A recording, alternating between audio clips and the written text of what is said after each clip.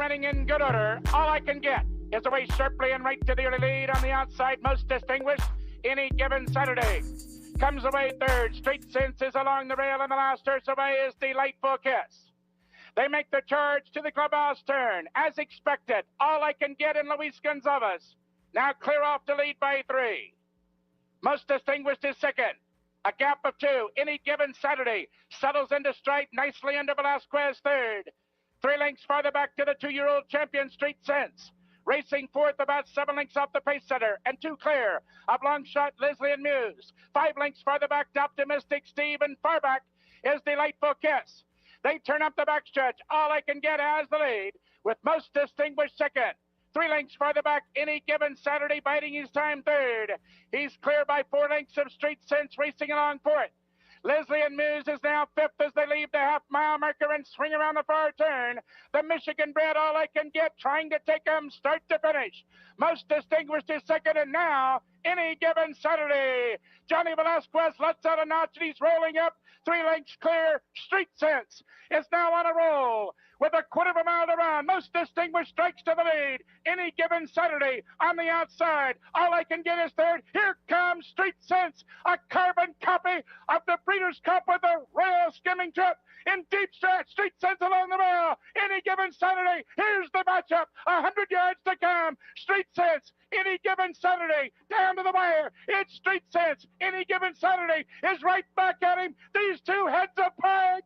Too close to call. Might have been Street Sense. Wow. How about that? I don't even remember who won that race. Who Listen, won the photo? I think Any Given Saturday won the race, and I got to tell you, I can't remember. I have to go back and look at the chart. Somebody might know. But has there ever been a better Tampa Bay Derby as far as class and quality? Think about that. That's a good, fair question. You've seen great horses win the Tampa Bay Derby, but those two, I mean, Any Given Saturday probably had just as much, if not more, earnings than Street Sense. Maybe I'm wrong on that. I haven't thought about Any Given Saturday in, well, probably since 2007. What are you drinking there, buddy? There you go. Did you like my little Truly on the L? Yeah, when I went to the grocery store, I thought about getting Truly, but I ended up going with the High Noon. So I'm drinking homemade Serbian plum brandy called Rakia. This is the stuff that Nikola Jokic drinks when he gets hammered. Sounds like something from Eastern Europe. Yeah, it is. It's very good. It's clear and it's strong. It's like, I guess you can call it the tequila of the Balkans. Is Marco coming to Vegas? He's not, is he? Mm-mm. Yeah, we were going to do some drinking together, so I guess it's going to have to be you and me. Dylan, my 2 faves. Dylan's on. Yep, and we got our guy Fat Jamie. Hey, Dylan had a 15-1 winner tonight at San. He told me about 10 minutes after I put in my pick 4 ticket, so it was too late for me to include his horse. It wins, and it cost me the pick 4. He sent me the win bet that he had. It's what a talented guy. What a talented guy. He's an incredible handicapper. Here's the thing though. I want Dylan, since I know he's watching, to do one of 2 things. Tell me nothing, or say, bet this horse. I know he threw a monkey wrench in your shit because you were already pot committed. Then 11th hour he comes in. Yeah, I bet 300 to win on this horse, and you're like, he gives me he mentions lots of horses to me that run huge, and he mentions them in kind of a casual way. And look, I mean, nobody can include every horse that one of their friends likes. I mean, I want Dylan to just say, in this race, I love this horse, and you need to include it. And I would do it probably 100% of the time. You know, Dylan can sell his picks for big money, but he'll never do that. Yeah, he's got too much class for that. Is he too conceited? No, he's not conceited at all. Dylan's not conceited. No, he's not. He's not. Dylan is actually the most humble guy I think I know. You need to, if I may give you some constructive criticism, the graphics you used here, it looks like something you made on your Atari 2600. Oh, the graphics, Yeah. the Derby thing. Oh, And the beverages with dew, it's a combination of Vanilla Ice meets Commodore 64. oh, the thumbnail. Listen, I wanted to just because I knew that there might be a whatever you're drinking now or a Truly. I went with the pink adult beverages with dew, and then I threw in like a Nintendo gaming type Right. Derby That's thing. That's what I was talking about. I mean, I grew up with 8-bit. You grew up with 8-bit. Mario Brothers, Metroid, Right. Legend of Zelda. What else did we play? Mike Tyson's Punch Out. I mean, hell, Fat Jamie loves the graphics. High school, I graduated from W.T. Dylan. I graduated from W.T. Woodson High School in Fairfax, Virginia. W.T. Woodson was the first superintendent of Fairfax County Public Schools, which is where I'm from. And he was also I don't want to call him a segregationist, but basically his position on segregation in the 50s and 60s was such that 2 years ago, some board of something, or their supervisors or the school board voted to change the name of the high school from W.T. Woodson High School to C.G. Woodson High School. It just so happens there's an African-American poet with the last name Woodson, who's in the D.C. area, which is where I'm from. And my former high school, W.T. Woodson, is now known as C.G. Woodson High School. And tonight, they won the state semifinal basketball game, and they will be playing for the state championship here in a couple days, I guess. And I can't get excited about it because they changed. It's not my high school anymore. You know, it's like the Redskins. It's like with Redskins. It's like I rooted for the Commanders, but it's just not the same. My middle school was Lance Blue Lightning. No, excuse me, that's what it is now. It was Lance Blue Angels when I was in school. But since it had angels in the name, some crazy left-wing lunatic said angels are bad. And they changed it to the Blue Lightning instead of the Blue Angels. However, in our same town, we have a high school, Bradford Red Devils. The Red Devils are okay, of course. They're still called Bradford Red Devils. So there's my little story on name changes. Yeah. I mean, I don't know, man. I think when you and I decided earlier today to do adult beverages with dew, we might sprinkle a little politics in there. Sprinkle anything you in. Yeah, we could talk about. Did you watch the State to the of the Union on the? Is that what it's called? What do they call that speech? It's normally State of the Union. It was just an address to a presidential address to Congress, I think, because he's only been in office for 6 weeks. Yeah, I mean, I thought, let's just see what happens. I mean, so far, I'm loving everything I'm seeing. I think that there will be some mistakes. There'll be some things that happen that he had to undo or that end up looking bad. But look, this is his attitude. His attitude is that the taxpayers of America have been ripped off for a long time, and that America has been ripped off in general. And he wants to change that and start over. He wants to drastically cut government spending. And you never throw out the baby with the bathwater, but sometimes there are unintended consequences in life. And we're probably going to see some things happen that, we're like, hey, you know what? That probably could have been handled differently. But we're talking about radical change here. They're finding all kinds of fraud, waste, and abuse. And I completely support what Trump is doing. His approval rating is very high. The thing that has been most striking to me, while not unexpected, but sort of unexpected, but not really. I'm talking out the sides of my mouth here. But the way that that elected Democrats have responded to everything Trump has done in the first 6 weeks of the presidency, like holding pep rallies, making up these horrible sounding songs, TikTok videos where they're acting like they're the Democrat voter, the Democrat officials, elected Democrats, are responding to what their voters are sort of asking for, Right. which is show us that you're going to fight Trump they hate, it's a pathological issue. Yeah, but the with middle's not liberals. part of that. The middle, usually you're going to grab some of the middle. They're not grabbing any of that middle. As a matter of fact, demographically, I don't know if you saw the statistics. Trump won 60% of the vote of 18 to 29-year-olds. And you have superstars like Vivek Ramaswamy, and of course, J.D. Vance is young and everybody likes him. And I don't know, Trump seemed like he's cool to the younger crowd. It's interesting. He's, I think, the same age as Joe Biden, but Joe Biden checked out years ago. Biden's older than Trump. Well, not by that much. Trump may be the same age as Biden was when he was elected, perhaps. No. Well, we can look it up in 5 seconds. Well, here, Trump, when I watched the speech, the thing that really caught my eye was little simple things where everybody can agree to clap for. I mean, you've heard it. The young man going to West Point. The other young man the cancer survivor. He's now an honorary Secret Service agent. Right.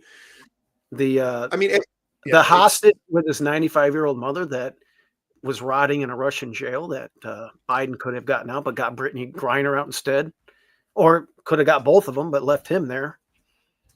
Trump got him out, and I don't know. You could get up and clap for those things. Now, if it's policy and things you don't agree with, fine, you can sit down, put your hands, on your ass. But for that kid that's a cancer survivor, that was so Bush League, man, and cheap. And I think I wrote about today on Facebook for the literally dozens of people who read what I post on Facebook or care about my political opinions. I like it. I probably in the fridge. That's good.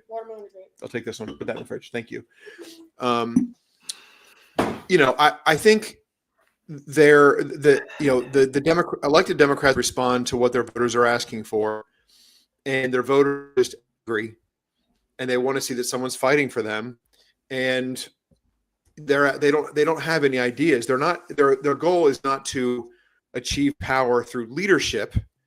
It's to achieve power by entertaining their voters and making their voters feel like they're superior and on the right side of history and all that nonsense. So where this is going to go, I don't know. I think right now, to me, it's very hard to imagine J.D. Vance not being the next president. Anything can happen. We're weeks into a 4-year term. A month is an eternity in politics. We saw what happened in 2020 with COVID, and was headed for a landslide re-election, and then we all saw what happened, and the rest is history. So, regardless of who the Republicans nominate next time, and I think it'll be J.D. Vance, I don't know who on the Democrat side has exhibited any of the leadership and the common sense approach. It's almost like there isn't anybody. Have you been listening to Jasmine Crockett? I don't know who that is. She's the young lady. She's African-American young lady. She swears a lot. I think that's how she gets her point across. And then, of course, AOC. You see that Newsom and Cuomo are moving more towards the middle. They're denouncing the transgender thing now. Yeah, I think you're going to see the Democrat. Well, I know, but I think you're seeing the writing is on. They see the writing on the wall. It's an 80-20 issue, and they're on the 20, and it's just not working out. We have roughly a year and a half until the midterm elections, a little more than that, I guess. But and historically, it's not good. Yeah, but right now, maybe. Yeah. There's so much momentum that it just has to be. You've got a narrow window of opportunity if you're a Republican to just not do it. What's I think unfortunate is we're probably going to get tariffs. It's probably going to have a short-term impact on the stock market, which shouldn't matter, but it might. I think our economy is going through a major transition. We're kind of on the It's a verge transition. of yeah, and it could mean job loss, and who knows? There could be some bad, but I think so. I think what Trump and Musk and Rubio and the rest of the cabinet are trying to do quickly is undo as much as they can, because had Kamala Harris won, I think that it would have been business as usual, and our national debt would have kept climbing. You think this is bad now? In 10 years, it'd be 50 trillion. And by the way, what's wrong with reciprocal tariffs? Why should we pay more? Because there's no rational person thinks there's something wrong with them. The problem is that a large chunk of the country, when I say large, I don't know if it's 10% or 20 or whatever percent, but they're Democrat voters, but it's not all Democrats. They don't really like America very much. And the reason is because America symbolizes strength. And there are a lot of people in America, more than I ever thought there were, who really have a pathological resistance to the concept of strength versus weakness. And there's a, I don't mind sharing this because Ed DeRosa and I have talked politics. Ed DeRosa used to host an ESPN radio, and he on as a guest, and a segment called Politickets, where we talk about politics and we talk about horse racing. He and I were texting within the last month, and I asked him, and I'll paraphrase a little bit, but I'll pretty much get it right. I reminded him of his political positions on many, many issues, and things of a geopolitical nature, an economic nature, social nature, etc. I said, Ed, you are always on the side of the group that you perceive to be weaker. And you will side with that group irrespective of the facts of the issue at hand. And he said, that's very true. He said, very much so. He, in other words, acknowledged that in many, many cases, if not nearly all cases, the facts are less important than the question, is someone in this debate or this argument or in this political issue coming from a position of weakness? If the answer is yes, he will side with that group. I don't know if you just turned your camera off or if you're gone. I'm now talking. I don't know if you can hear me, but I gotta. You hear me? Yeah, I can hear you. There I am. Yeah, maybe a little technical difficulty, but I'm here. Yeah. To finish my thought, I was just saying, I think a lot of Democrats are like Ed, and Ed's got a good heart and he's a smart guy. I think his intentions are good. I just completely disagree with them. When Ed is very, listen, not to cut you off, but Ed is very pragmatic most of the time. Like when we have conversations and whatever, Twitter or in person or whatever, he's always pragmatic and you can have a polite debate with him. But however, there's some other.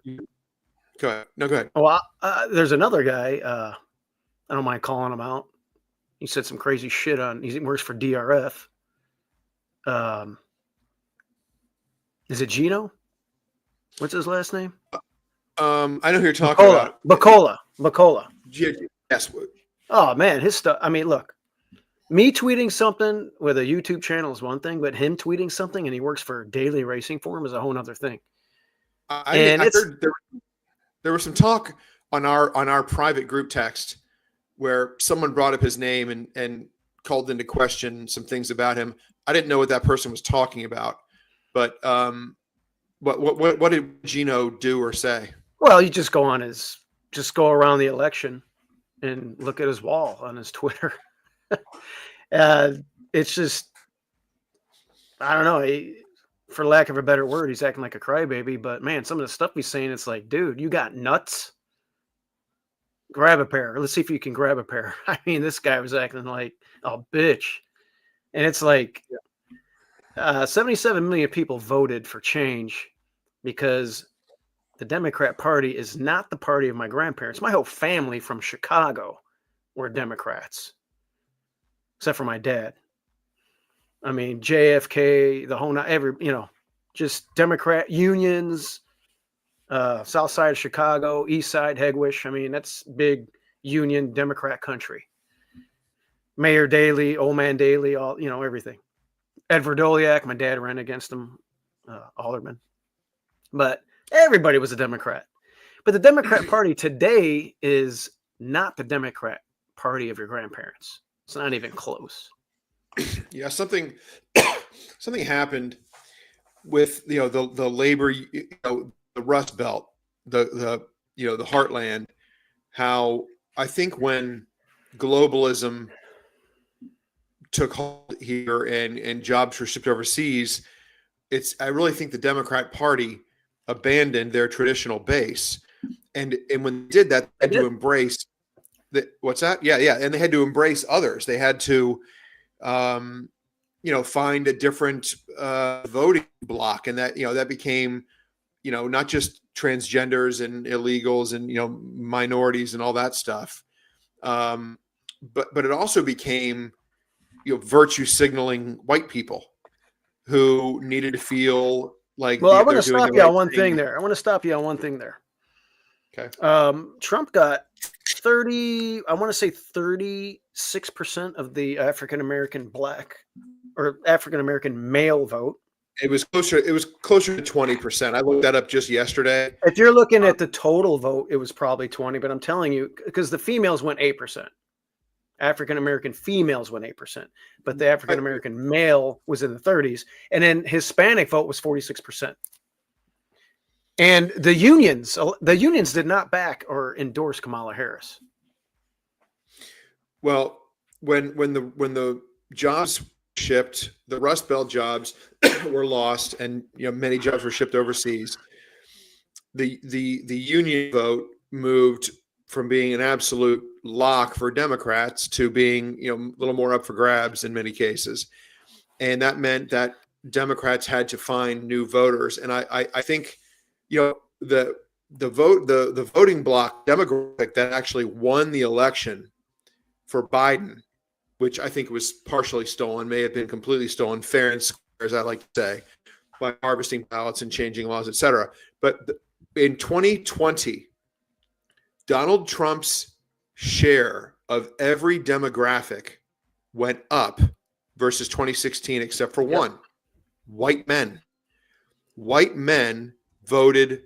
They still voted more for Trump than Biden, but Trump's share of the white male vote went down in 2020 versus 2016. And that happened. You're right. That happened because they were probably voting against Hillary to some extent in 2016. So my point that I'm trying to make is that Donald Trump is, the more America gets to know him, the more popular he becomes in every voting group. Like you just mentioned, African American men. I don't think it's in the 30s, but it's go back. Hey, listen, anybody out there can go. Maybe they can do some research for us while we're sitting here talking, and they can say, yeah, or this is what it was. I'd appreciate it. Your point is well made. But your point is well made. 89 counties swung towards Trump better than in 2020. Yeah. He picked up hundreds of thousands of votes in New Jersey, Illinois, California, and New York. He didn't win those states, but he made it a lot closer. And Gavin Newsom is moving to the center in California. And you saw the mayor of LA. She's pretty much on her way out. They want Caruso. So things are changing a lot. And I think it's time to get back to common sense and fiscal responsibility. We can't continue to go down the road we have with just changing nothing. Our national debt's going to keep going up. We need to bring jobs back here. We need those tariffs. Apple's building a $500 billion plant in Houston. Car companies from abroad are going to be building plants here.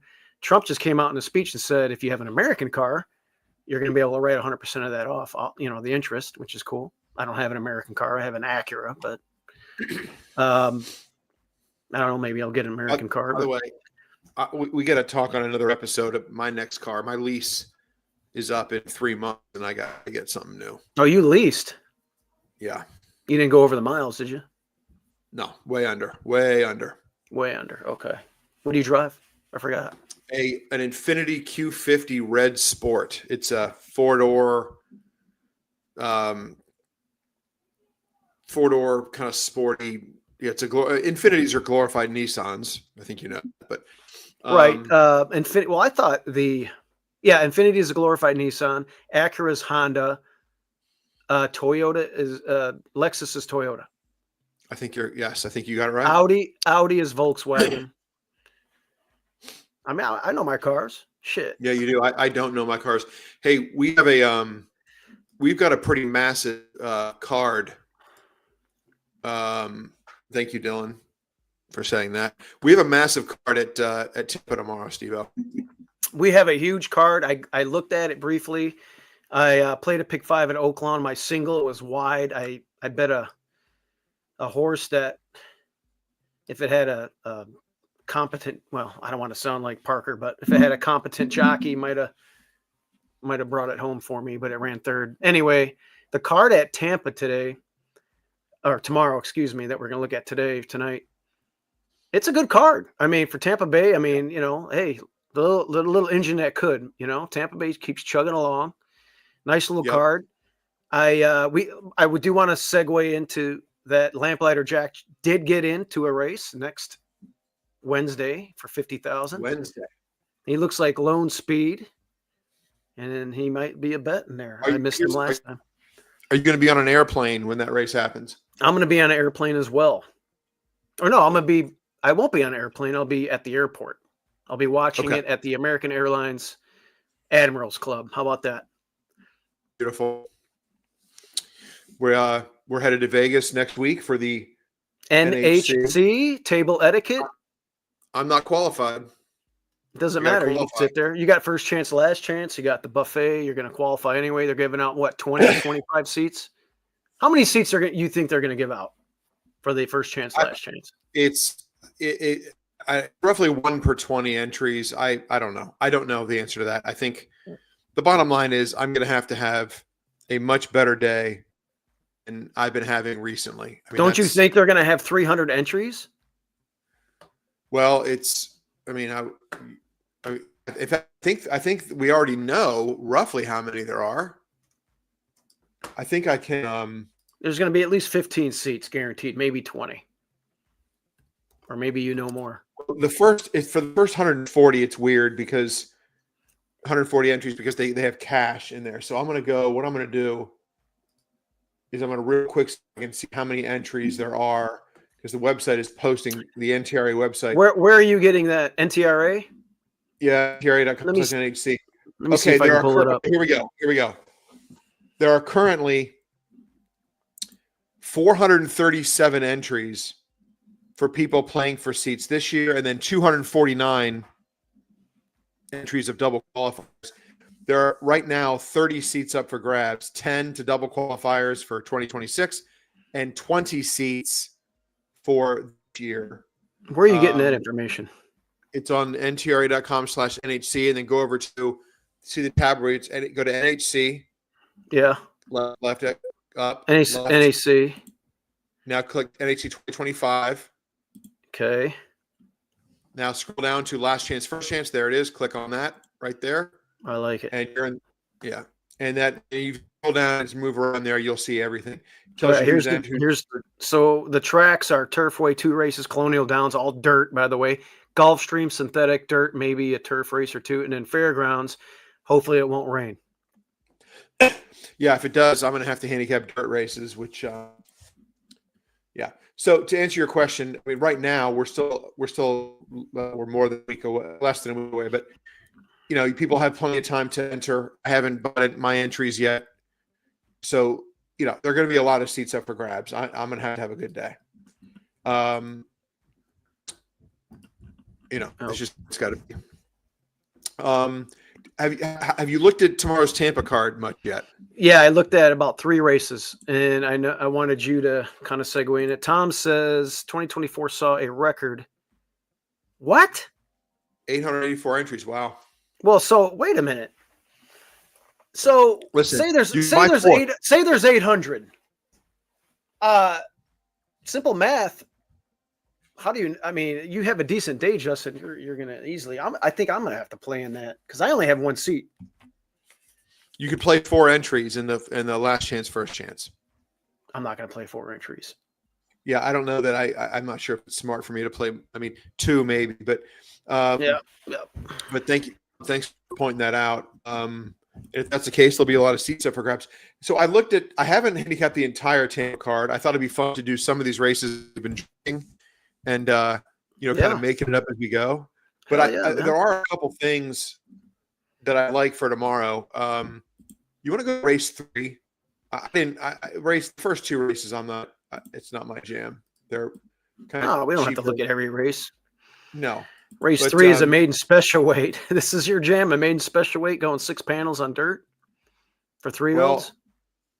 There's a horse in here that I thought might be a little bit interesting if you get a price. It's also a tough race to bet with confidence because you got some first-time starters that seemed well-intentioned. You've got a Brad Cox to the outside, to 9-5 favorite. You've got a Chad Brown, the 3-horse, a Practical Joke filly that's 5-2 on the morning line. There's one in here that's I'm trying to find which horse it was. Maybe it's in a different race, but there's a $400,000 auction purchase running. Maybe not in this race, but it's a trainer that I think is making his career debut as a trainer. But in race 3, the horse that I think you should just at least consider, just look at the horse, maybe you look at it, you dig in deep and you decide she's not for you, is 6, Fast Market. This is 6 furlong maiden special weight.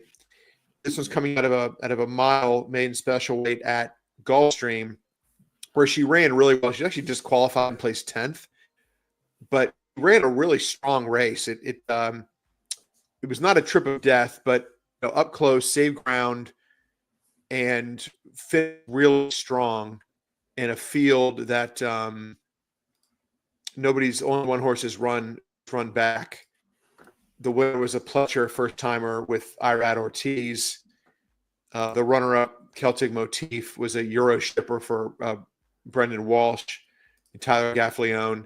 So it was not a weak race. Rather than running on the turf again, they send this one up to Tampa to try 6 furlongs on the dirt. The turf to dirt angle is one that you kind of notice it. Bullet work since the last race at Tampa. So 2 works at Tampa since the last race at Gulfstream, and has been bet in sort of bet in all 3 starts, and gets first blinkers tomorrow.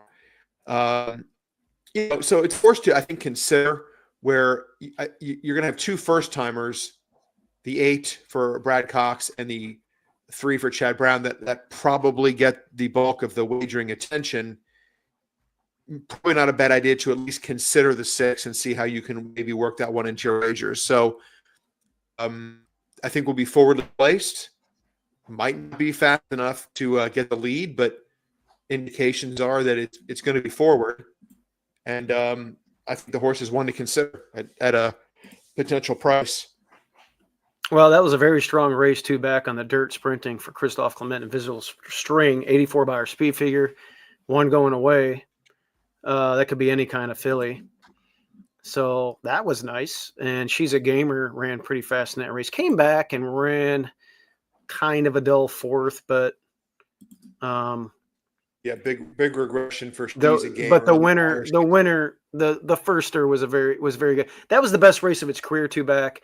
Now, like you said, you're adding the hood, you're going turf to dirt, you're cutting back. I like it, man. You got a nice drill since the last couple of drills. Hey, your dad. By the way, your dad's sending out text messages. Oh, he is. We just got a video of a rapid transit Golden Pal. Oh yeah, my dad's got a couple of blames, a Golden Pal that was born. Man, I don't know. He's probably going to have that one in full again, but I think he's got a Golden Pal now, a couple of blames. There's another one. I can't remember what all he's got, but he's got some pretty good well-bred horses. He's probably going to sell all but one of them at the sale. By the way, do I sound okay? The microphone picking me up right? Your microphone's been a little scratchy. It's been good enough where I can understand you and everything. It's had its moments of little robotic sounds here and there, but God, hang on. I don't Let know. me check. I'm not quite sure Well, what that. Why is somebody saying something to you? no, I just Okay. kind of had a feeling. Let me go to audio. Heyday We got microphone. 101 people watching. Thank you on a Friday night. What else could you be doing? There's nothing else to be doing, right? Yeah. Drinking high noons. How about now? Do I sound at least okay now, or is it still scratchy and lame? Way better. Okay. Yeah, way better. And next time something like that happens, whether it's audio or video, tell me right away so I can start making adjustments. All right. So anyway, so that's race 3. Race 4 is a mile and 1/8, non-winners of 1 other than on the turf. And I know that I'm going to get sucked into playing a horse in here. This is honestly the kind of race I think that I should probably skip. Mm-hmm. And I'm going to make a big bet unless the tote board tells me I have no choice. I would bet if Dylan is watching, which he was, I don't know if he still is, but Dylan, if you're watching, I would be interested in, and I'll stall here for a minute or two. See if you can guess what horse I'm on here. You know Dylan's watching. Shit. What else? Come on. Race 4 Dylan at Tampa. He's our biggest fan. Yeah. Well, hell, he's part of the show half the time anyway. Shit. Race 4 Dylan at Tampa. What horse am I on? Okay. For all we know, I mean, I'm guessing Dylan's handicapped this race. He puts work in days in advance. Are you kidding me? He's got the rag, dude. He's got the rag, the race flow. This one was against the flow. That one looked great. Blah blah blah. He's got everything down. He could tell you the color of the leg, the left back leg of the horse in the 3-hole. There's a Twin Spires contest tomorrow for the Tampa card. So I'm assuming Dylan is playing in that contest, and by extension, I assume that means he's handicapped all of these races. And then I assume because Dylan knows how I handicap. He often calls me and tells me. Okay, can I answer the horse that I think you're going to play? Yes. All right, Dylan's saying the 1. I'm saying the far outside. I think it's the one with Dylan Davis. No, you're both incorrect. We're both incorrect? Yep. It's the 2, Dreaming of Abba. Oh, okay. So here's the angle here. I think a mile and 1/8 is exactly what this horse wants. I think the 10 from the outside is going to have to send. And I also think I'm going to get pace pressure from the 4. Maybe the 4 Pride's Crossing even makes the lead.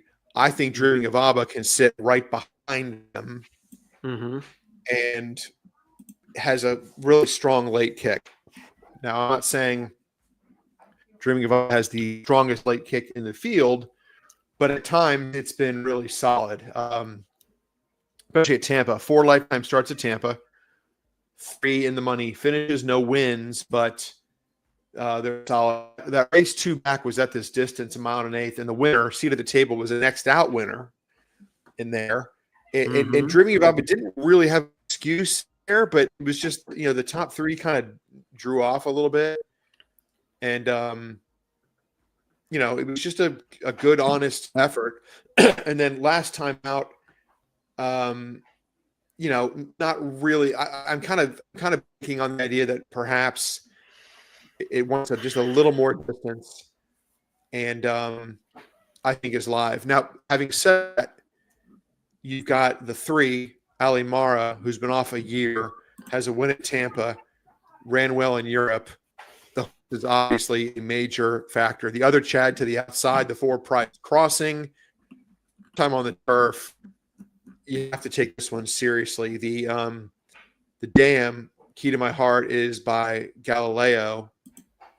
And I'm trying to find, so there's a sibling named Man Among Men who is a multiple winner on the turf. So I remember that one. Yep. You're thinking of Man Among Men, the 3-year-old from you back. This is a different Man Among. Oh, wait, time out. Same name? Yeah. That's Yep. confusing. That close. Yeah. This man among men is a current 6-year-old and just ran last month at. That's right. This is a current runner. Okay. See, the alcohol Yeah, is already flowing, and that's good. That's what the viewers want, Steve-O. They want the alcohol to be flowing. well, I'm drinking some strong shit here, and I've already filled up 3 times. Hey, I just got a text message from one of our viewers that said voice is still might be an internet issue. Does it sound still choppy to you? It is a little max headroom. Remember I called you max headroom? Yeah, that's no good. What's going on? Like, because when I have other guests, they don't have that problem.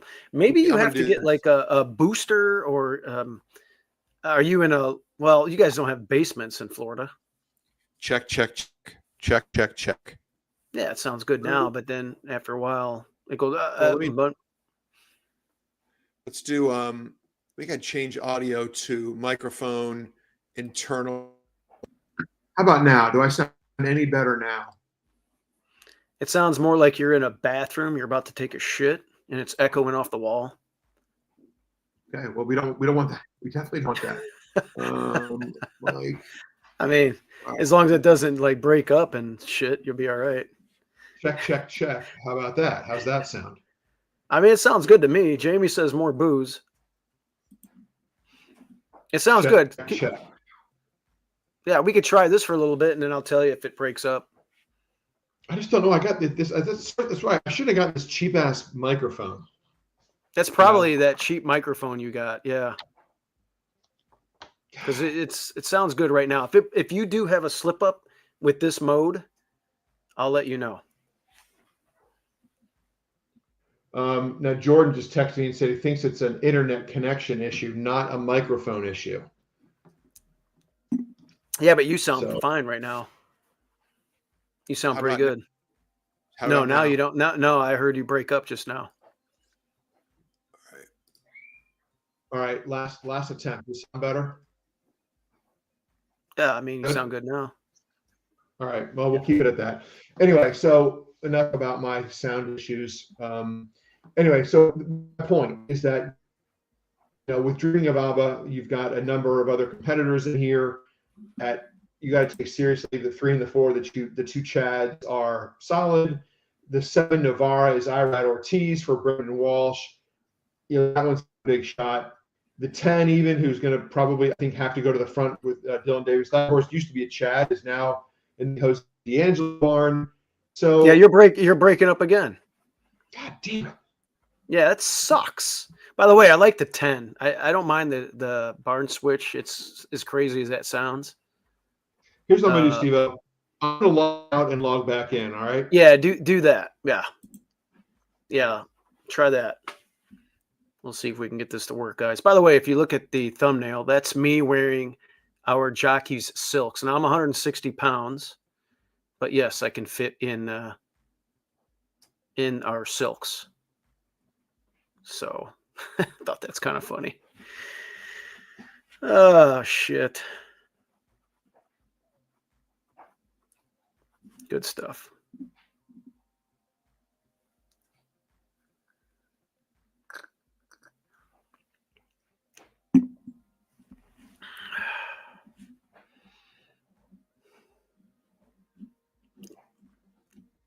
Here he comes.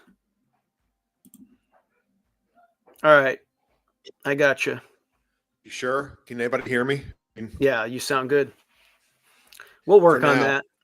Yeah. Well, I mean, it's just, how am I gonna become a world famous podcaster if nobody can hear me, right? That's what I'm saying. I mean, we have to iron out these details. I need to get some better equipment myself. I just got to do. I don't want to buy like something and then have to buy something in another month or another 2 weeks. I want to do some research and buy the right shit. So. Well, Jordan and Jay think it's an internet issue, not a microphone issue. So well, I don't think it's my internet though, right? No, I think it's mine. Yeah, it's got to be yours because my voice never cracks. And you sound great. You sound crystal clear to me. Yeah, I got the microphone right here. This is a cheap microphone. I need to get a better one, but it works. Testing. Testing. Yeah. 1, 2, 3. 1, 2, 3. All right. I gotta pour some more of this rakia here. So in the fourth, the 2 is an interesting horse to consider. But look, the 2 could run the best race of her career and finish 4th in here. I mean, because there are some big guns in here. But I would just watch the tote board. If you're handicapping the race and playing it, just give a look to doing I think she's solid. And the 5th race, Steve-O, we got some monsters in there. We got some monsters in the 5th. All right, we're on dirt here. We're going a mile and 16th. Here we go. Grade 3. We got 4-year-olds and up. Gerald Bennett, the king of Tampa. Got one in there. That's a bomb. You got Captain getting back on dirt. That's interesting. Instant Coffee. Don't we know this horse from somewhere? We know a lot of these horses. You haven't made it through the whole field yet. Yeah, this is an old Derby trail horse. That's right. I hate Instant Coffee. I fucking hate it. El Principito. If this horse wins, this horse ain't winning. Broke. Patriot Spirit. Hey, I pet this horse. I think I pet this horse. Joe Campbell had this horse at Hawthorne. In the Illinois Derby. That it won the Illinois Derby last year. And Joe Campbell's barn is in the same barn as my brother. Interesting. Mike Campbell, that's a relation, of course. Most Wanted looks pretty precocious, deserving favorite. Yeah, we've got the Oklahoma Derby winner, the Ellis Park Derby winner. Almost won the Clark, got run down late by Rattle and Roll, has been off since. Mm-hmm. I mean, the stage is set for Most Wanted to be potentially a major competitor in the handicap division. Not sure that he's at the level of Locked, for example, but then we've got Skippy Longstocking on the outside. Oh God. I mean, this guy on Class, but man, and there's a lot of speed in here too, but this horse should show way more speed, but I think this one's I don't know, man. I know he's been running in tough races. I mean, the Breeders' Cup, you got two tough grade ones you're exiting, so deserving favorite, but this looks to have a lot. This is going to be a test of will. There's a lot of speed in here. It's going to be the speed of the speed, maybe. Or can somebody sit in a pocket? What do you think? I mean, to me, I'm looking forward to just kind of watching the race. Yeah. I think that Instant Coffee, if they do fly, and I don't think Instant Coffee is at the same level as Most Wanted or Skippy Longstocking or even Patriot Spirit probably. But if Dylan Davis can keep Instant Coffee in contact, not be 9 lengths out down the batch, the horse does have 2 wins at a mile and a 16th, including graded stakes. Okay, I want to say one thing. I'm going to say one thing.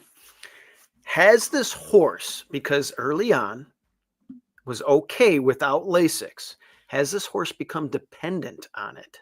Because his last 4 races without Lasix have been pretty bad. Although you do have the clunker on September 26th last year with Lasix.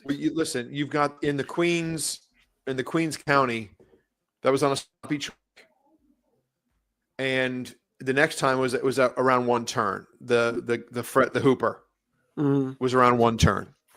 So, listen, Instant Coffee is nowhere near at the same level as Most Wanted or Skippy Longstocking, even now. But if they do fly, the time form seems to suggest that Patriot Spirit is going to be on the lead in here and is going to go pretty quick. So does Most Wanted need to go quicker than he wants to? First start since November. Skippy Longstocking, I think you can excuse the Pegasus. I got to tell you. Patriot Spirit.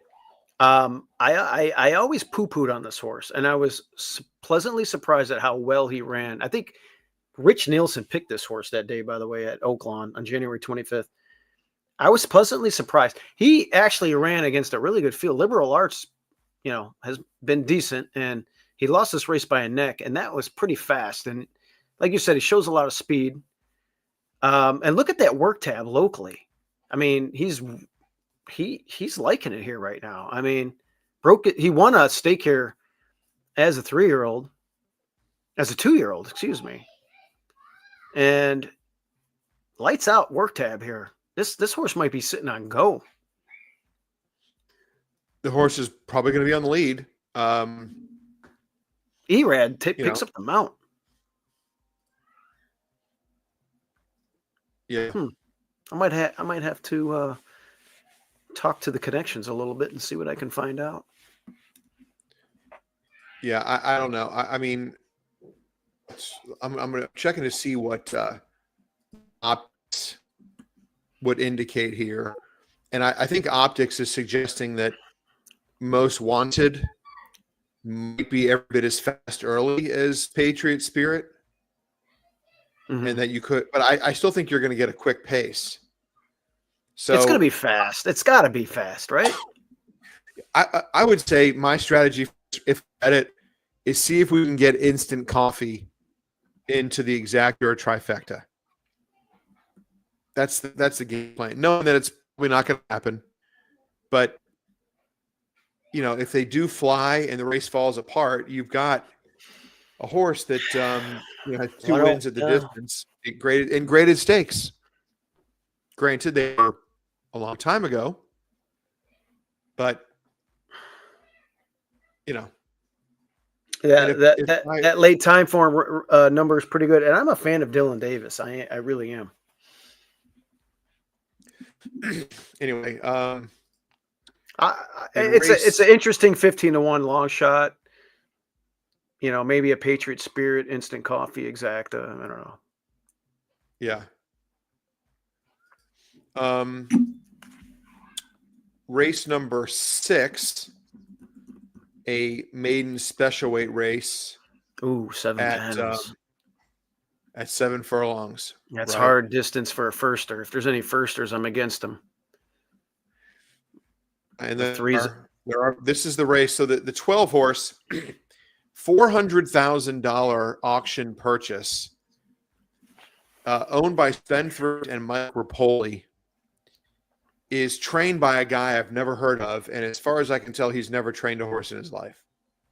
I mean, he's never started a horse. Nothing this year, that's for sure. Well, I don't have anything live here. Or last 2 years, for that matter. Yeah.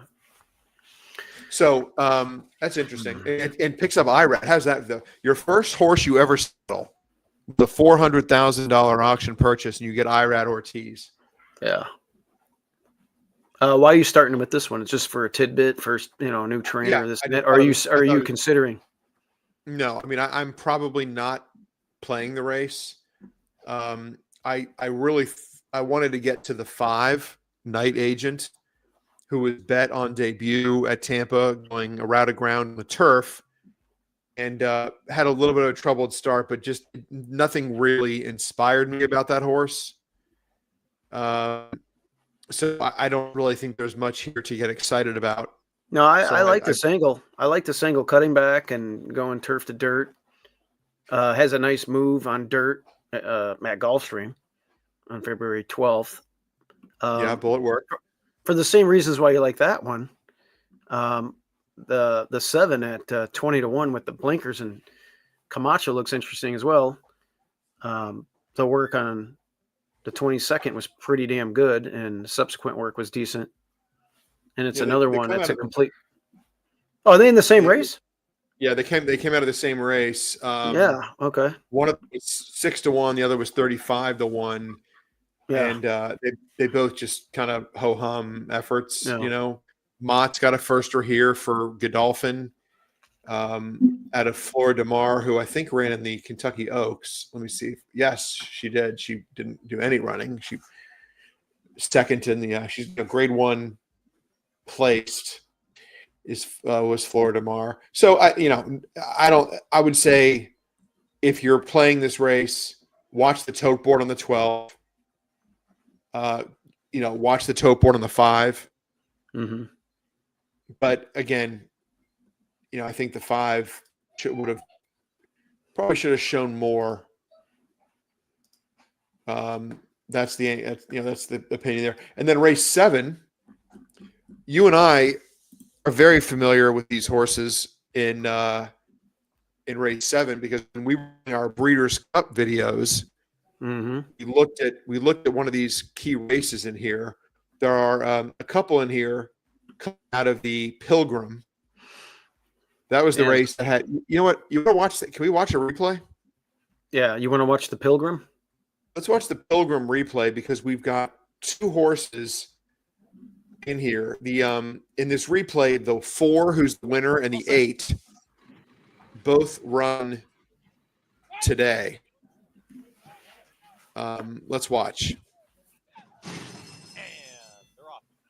So the 4 in this replay is the Zulu Kingdom, and Zulu Kingdom is the 6 in today's race, but 4 in the replay. The 8 in the replay is Saturday's 1 horse, Early Adopter, and you're going to see incredible trouble. And you may not remember off the top of your head, Steve-O, but when you see the trouble late in the race, you're going to remember it because we talked about it a lot. Yeah, I remember. I like Noble Confessor out of this race. Yes. He didn't embarrass himself. I don't believe, anyway, for the Breeders' Cup. 4 and the 8. So the eventual winners on the rail, and the 8 Early Adopter is a little bit wide down the backstretch, and you're going to see trouble like you rarely see in a horse race. I mean, it's not unheard of, but a lot of trouble that the 8 under Manny Franco gets into in this replay, and I think you'd probably agree. It certainly cost the horse a better placing. I'm not saying it would have won, but would have been much closer at the finish.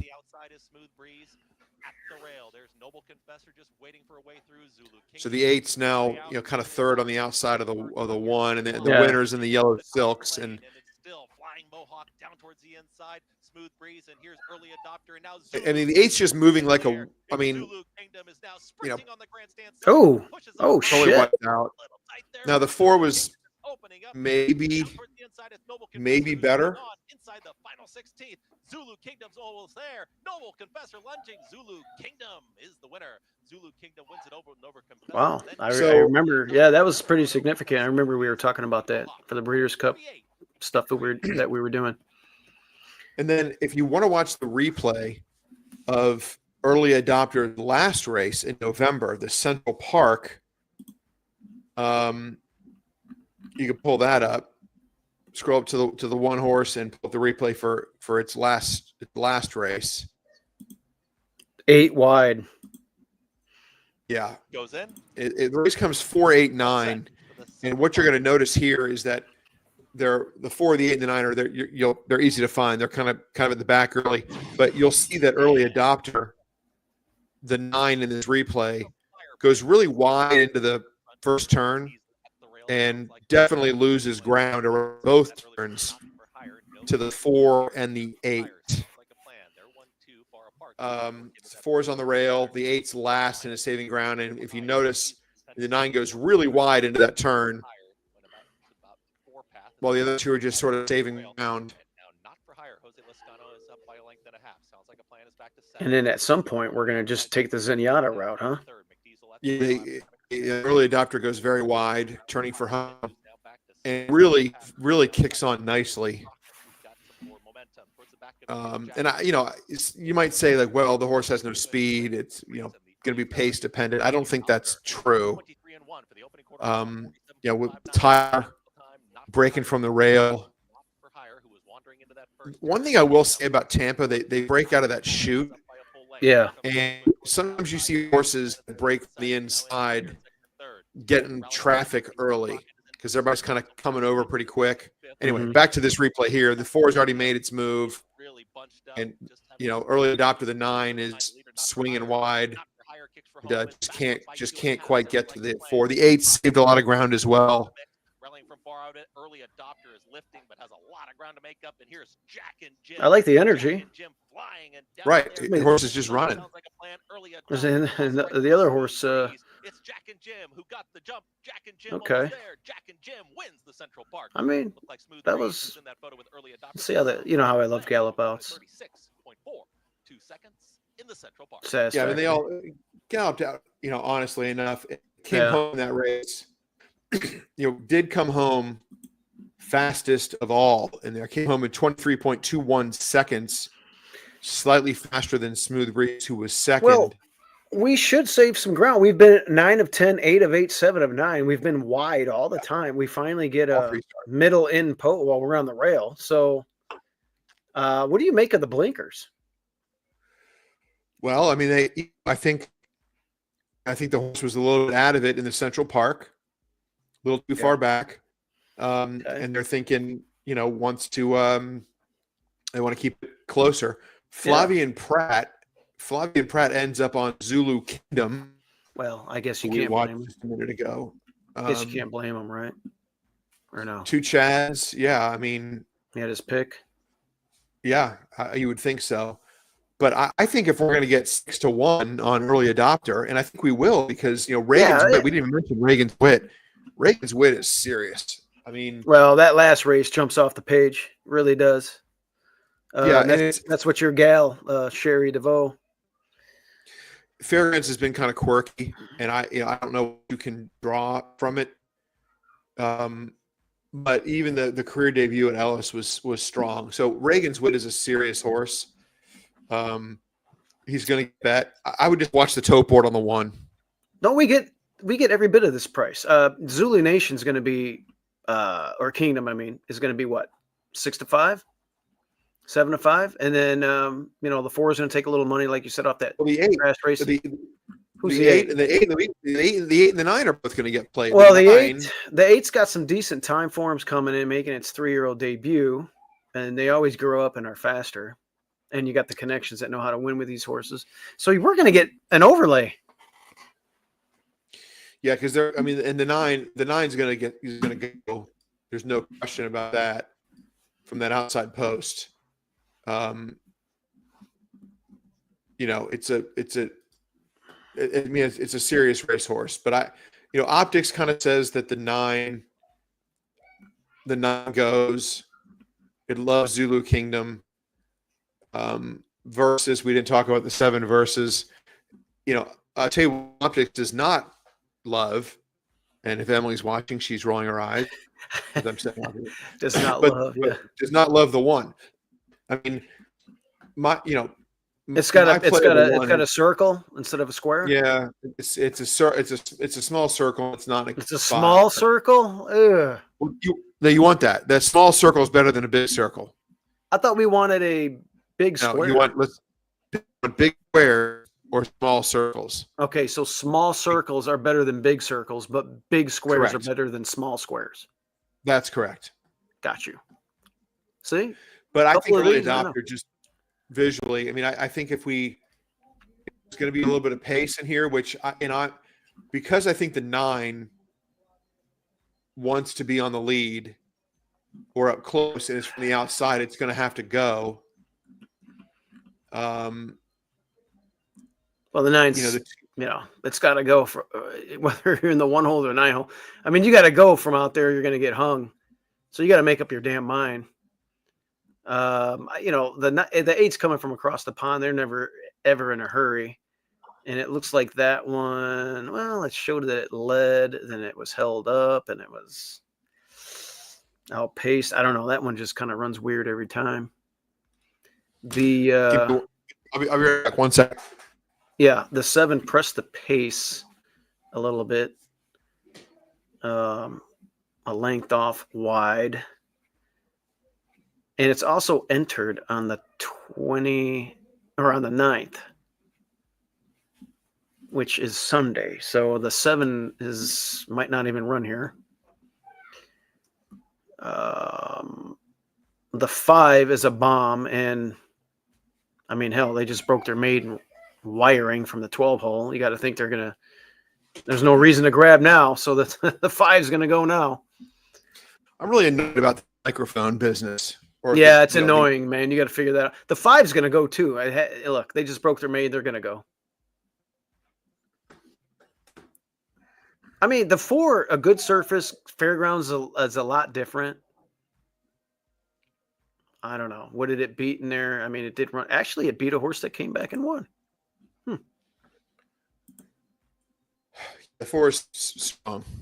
Thermostat. I don't know. You win by 8 on turf. That's an eye opener. It's hard to win by that many on turf. It is, but I'm going to watch the tote board on the 1. Well, listen. I'm interested in your 1. It's probably done a lot of maturing, and let's face it. Chad Brown with blinkers wins 1 out of 3. Well, 29% last couple of years. So the blinkers, here I am worried about why blinkers, but he's good with this move. He's good with first blinkers on. He brings horses ready to roll right off the layoff. So yeah. Gaffey, hey, Pratt takes another mount. Big deal. You get Gaffey, which I'd rather have Pratt, but Gaffleone's not a bad substitute. Okay, the 1. What's the next race? Let's move on to race 9. A stake on turf. We're going 9 panels. It's grade 2, and it's for 4-year-olds and up. We got Sparkle Blue, Avenue Neil. She's Fire. Oh, these are 4-year-olds and up. Fillies and mares. Okay. Venetia. A grade 2 at a mile and an eighth, and we've got a Group 1 winner from South Africa, the 7, who's obviously. I mean, Motion. He does a really good job with these imports. If the 7's good enough to beat the 8, then fine. Saffron Moon, I think, I think is going to be a major player. We need to see more from her in this race because she hasn't really set herself. She hasn't really, expressed to the world that she's going to be a top turf horse. It's in the state, in the graded stake rank. She did win a grade 3 here at Tampa, last out. I've liked all of her North American starts. I mean, she won her first race at Keeneland by 8 lengths, and then came back and won at Tampa off a layoff by 4. I mean, these are turf routes. You don't see margins of victory at that, this type at those distances very often. I think she's super solid, but you have to respect the 7. Give me another. And the other Chad, 6. There's 3 Chads. There's 3 Chads. Yeah. There's a couple of Motions or Clements. I mean, this is like, God dang. And, you look at Chad Brown. Well, Pratt's on that one. Well, shit. Jose Ortiz is on the 6. And Gaffley, I mean, this guy gets all the good jockeys. Erad rides the Grand Motion, though. And look at those time form numbers. Give me another from South Africa. Look at this horse. Yeah, I mean, she's a multiple Group 1 winner in South Africa. Those are some big numbers. This horse is 7 for 7. Yeah, she's serious. I mean, there's no doubt. There's no way I'd play against this horse. I would watch this and hope she would win so we can have something to talk about. I mean, and by the way, she's not slow. She's fast as hell. I think Saffron Moon is really, really good. Now, I think she hasn't really proven that she's Group 1 quality, and she won't today either because this is a grade 2, and there aren't really grade 1 horses in here unless you count the 7. Well, the 7 goes from 132, 127 down to 119. Yeah. So that's interesting. Erad. God, 7 for 7, and like you said, 2-time grade 1 winner in a row. Yeah. God, Yeah, I mean, I haven't done any research. I mean, I haven't. You can go on YouTube. You can watch some of the grade ones. I'm sure you can get on YouTube and watch them. I wonder if I can get one. oh, you can. I'm 100%. You can, but it's to me, it's the play here is, you know, I believe Saffron Moon is very, very good. So Now you want to? she's Yeah, but sick. Saffron Moon is 9 to 5. Well, And we're we don't 5 know to if we're 2. going to get that. Yeah, Okay. we don't know if we're going to get that price. I mean, we just don't. I mean, they're gonna play the 7 for sure. I mean, there's no way they're gonna let the 7 off it. Yeah, I'm At any looking on here. price at all. I mean, undefeated, multiple Group 1 winner in South Africa. I'm gonna watch this. I think probably bet. I think Saffron Moon is going to be a major player in the Philly Okay. Turf division. Okay, as the year Justin. goes on. Saffron Moon. Saffron Moon. You're a 6-year-old mare. Yeah, I know. You got 10 starts. What's the deal with all these breaks and shit? I mean, I know that's the thing. I mean, did they figure? Yeah, I mean, she has had many chances since turning to turf to put 2 starts together. But when she does, she runs really, really well, and she runs well fresh. To me, that's a sign of ability. And she's not beating bums. She wins a meet special weight against 10 opponents. Then I mean, she romps. She's blowing these horses out. yeah. Star Fortune in that Cardinal race at Churchill back in 2023, that horse just kind of freaked over that weird track. And then Aussie Girl in the race last October was completely loose. I mean, didn't wire the field, but was up close, and just Saffron Moon had to close into the pace, and came home really quick, and I thought looked solid, and that was the first race since the in almost a year. Well, I'll give you this. She's 2 for 2 here. She's won going Yeah. away both times here. She ran the fastest of her race just now here off of a layoff. She has every opportunity to run even a new top, even faster, second off the layoff. And then maybe her career's over. She'll go to the breeding shed. I don't know. Although it's too late to breed. No, you can still breed horses now. I think my prediction here is not so much that if she loses this race, then I'm probably wrong. But I think I see Saffron Moon do impressive things this year. Yes, she's 6 and she's had her chances, but there have been issues. She can string, a race here and then maybe show up at Keeneland next month, and then maybe on the Derby or Oaks undercard, and she's stringing some wins together. That's what I'm hoping to see from Saffron Moon. Give me another all right-hand turn races, so she'll have to do something different there. So, but she's this is a 2-horse race, I think. Those are the 2. Anybody can, I don't know, anything can beat these. I would be surprised. Didn't you pick Damaso one time? Yeah, a couple times. Some of the people on on the Lone Speed group chat, both the Patreon and the others, have talked about this 9 Eternal Silence. Mm-hmm. That horse was not really on my radar as I dug into the race, but it's worth noting that some really good handicappers are very interested in the 9 Eternal Silence in this race. So, well, I mean, look at the connections you have. That last race is visually probably impressive. The chart looks good. Probably won that race easy at odds on almost. Rosario comes back in the irons. That was the first race. Well, that was in July. Now, wow, look at that. You run on October 27th of 23. You're off for what, 8 months?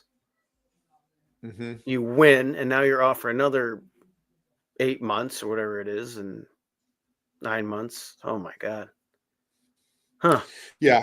I mean, that horse could. I'm not going to be shocked if the horse wins. No, it could run. I mean, because the race in 23, that was a 3-year-old. It ran once as a 4-year-old and had every right to move forward off of that. Are you still And- drinking? And yeah, I'm drinking. After all, this show is called Adult Beverages with Dew. Adult beverages. I'm drinking a Serbian homemade plum brandy. What goes on at a Wisconsin fish fry on a Friday night? The fish fry. We had cod, walleye, stuff like that. There's some shrimp in there. They import that in. We go to Birchwood Grill on Highway 50, right across the street from the world famous Brat Stop, where the Chicago Bulls used to stop on the way to the old Bradley Center before they played the Bucks. But yeah, Chicago Bulls the in Bulls. Orlando. The Bulls used to take a bus ride. What's Dylan talking about? It's coming 6-9 or 9-6. Was he talking about this race, or is that the last one? No, he's talking about the race. Just he likes the 9. Eternal Silence. I think Rich Nilsson also likes that horse. I mean, look, it's probably matured a lot where it can run a lot faster in this, and that last race looks good.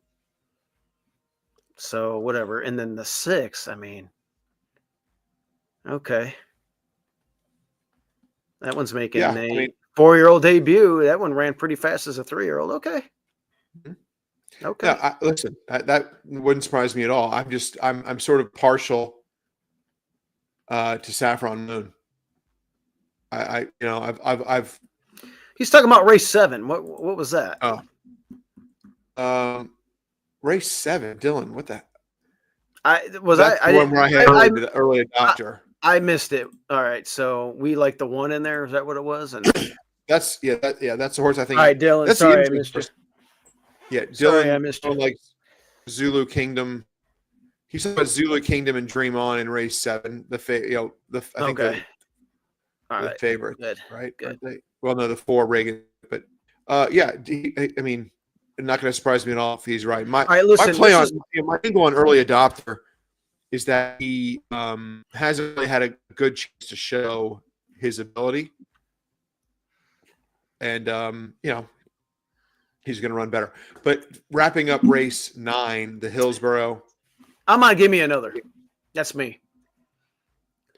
Yeah, won't surprise me. It's gonna be a fun race to watch. I want to see if she's as good as she looks, and I want to see if Saffron can get it done. Yeah, I like horses that I like think Saffron to win. Moon is. Okay. Go ahead. You think Saffron Moon is gonna?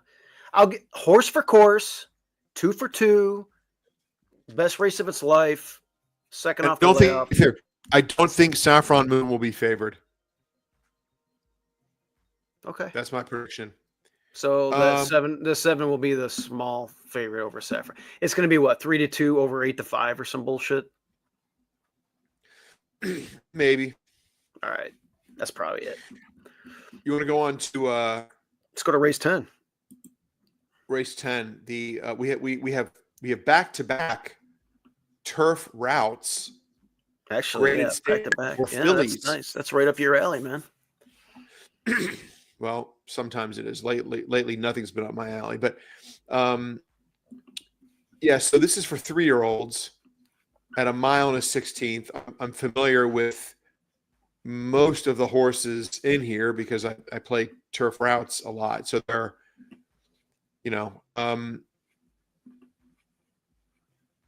I spent a little bit of time on this race. I didn't really come away feeling that there was something I had to play.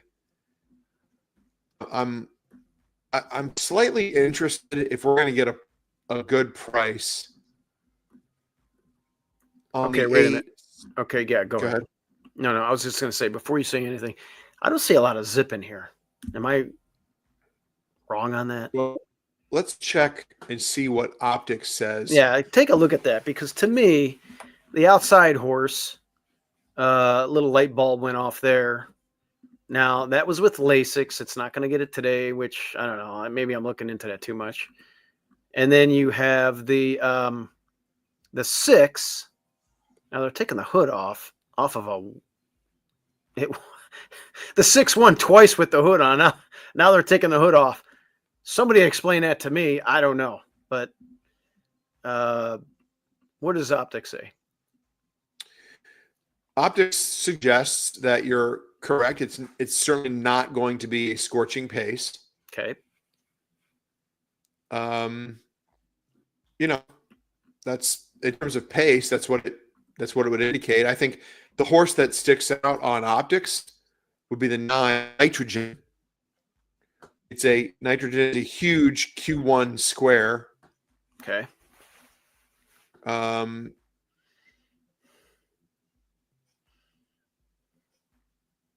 You know, I think in you know, recently when I've gone into turf routes confident about the pace, and it's been happened today where, you know, I feel pretty strong about how a pace is going to unfold, and I've got the numbers and the data to back that up, and then it just doesn't materialize.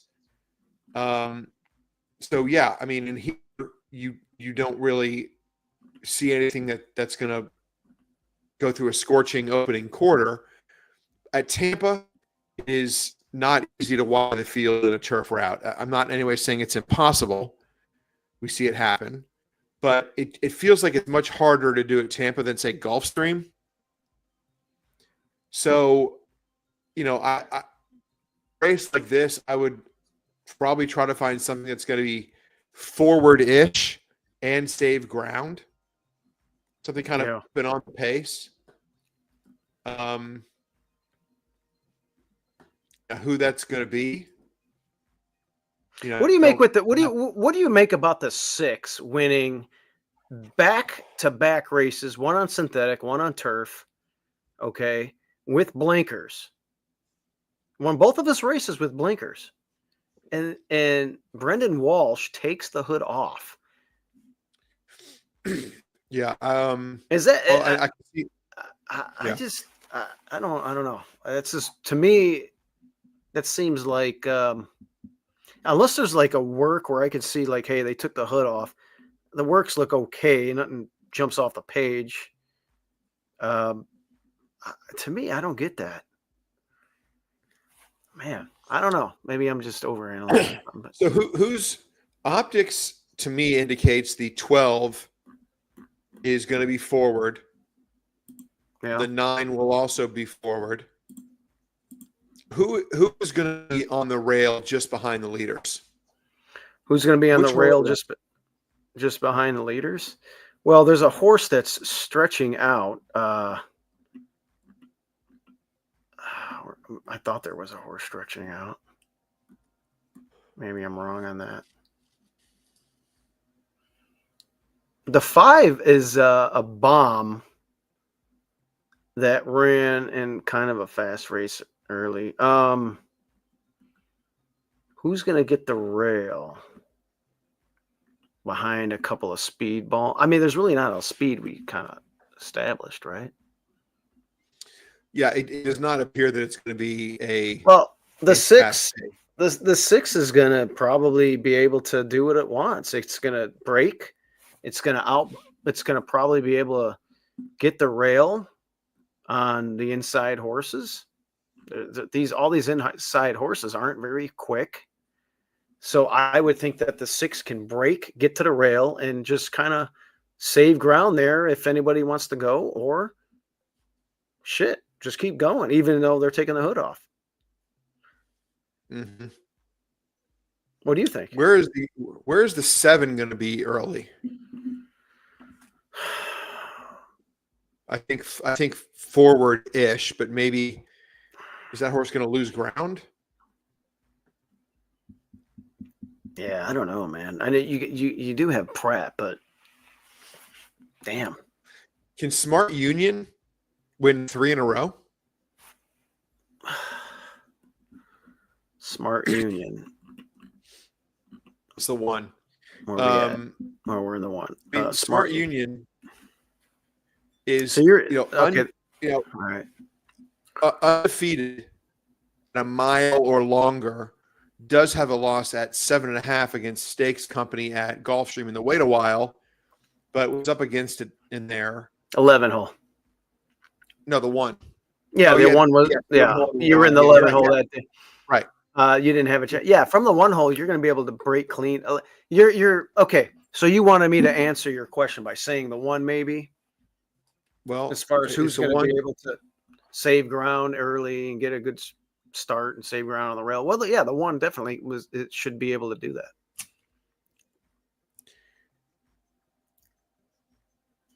I'm wondering if 8 Smudge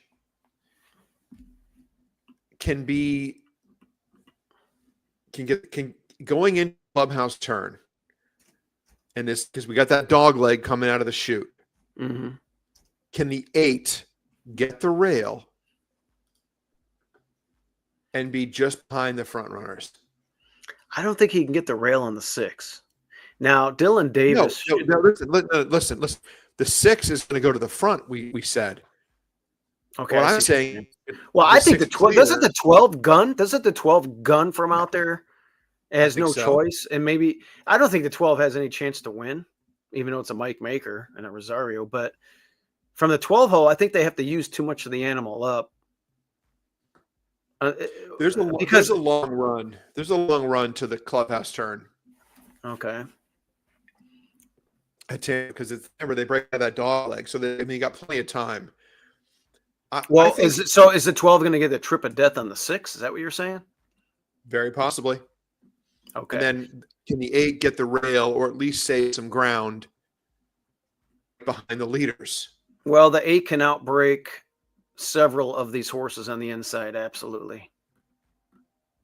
And it can definitely sit in a snug spot behind the 6 and with the 12 pressing the 6.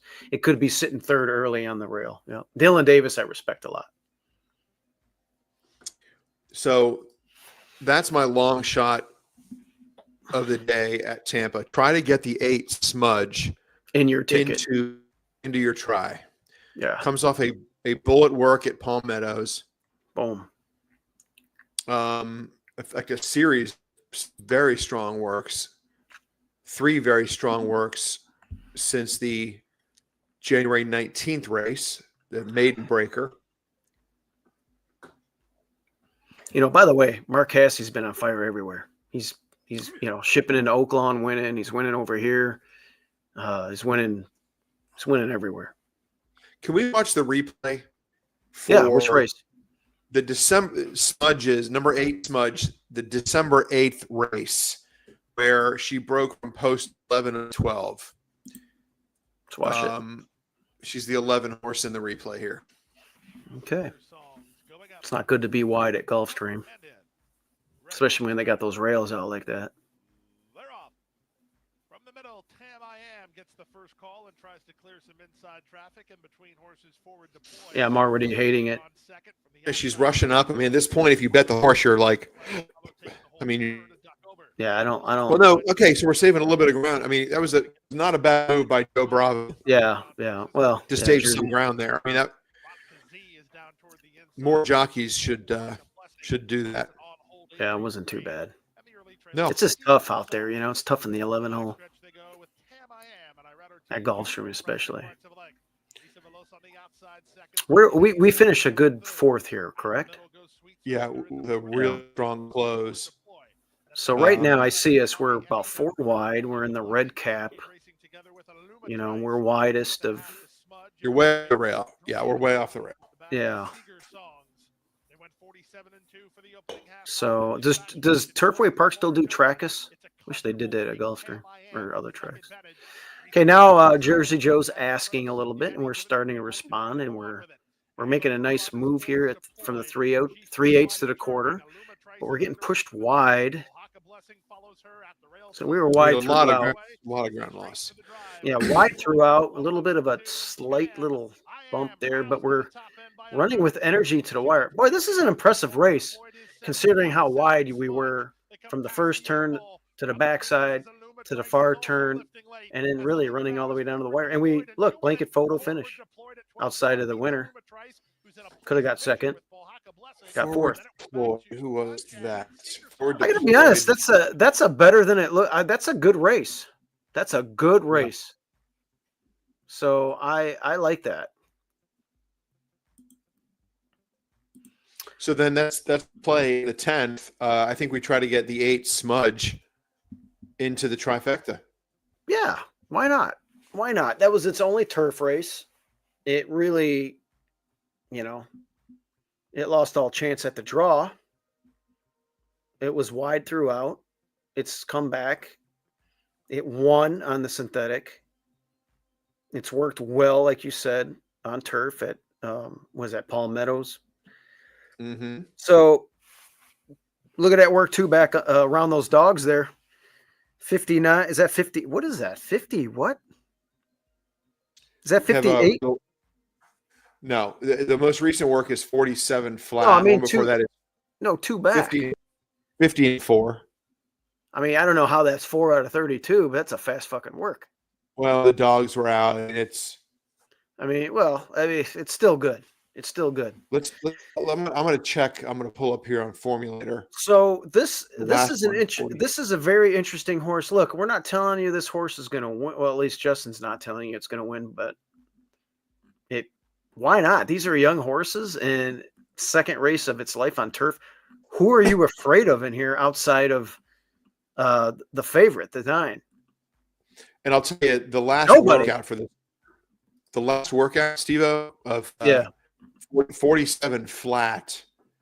That's the bullet work. The second fastest work was 47.55, a full half second slower.